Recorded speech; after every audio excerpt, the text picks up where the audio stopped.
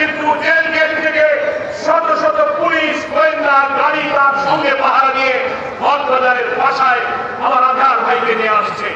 একটা লোক জামিন পেলো, কিন্তু জেল গেট থেকে পুলিশ পাহারায় গাড়ি আর র্যাব দিয়ে তার বাসা মগবাজারে ঘেরাও করে রাখা হলো। 7 দিন সামনে ঈদ ছিল, আগে ঈদের আনন্দ সন্তান বাচ্চাদেরকে তাদের কাছে আসতে দেওয়া হয়নি।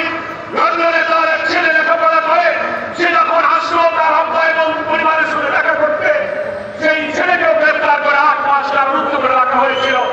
7 দিন তার সমস্ত মগবাজারের বাড়ি ঘেরাও করে সিসিটিভি ক্যামেরা পুলিশ র্যাবকে আটকে রেখে ওই 7 দিনের মধ্যে তথাকথিত মানবতা বিরোধী অপরাধের নামে মামলা দিয়ে তারপর থেকে ট্রাইব্যুনাল থেকে কারাগারে প্রেরণ করা হয়েছে। এটা কি কোনো সুবিচার হতে পারে?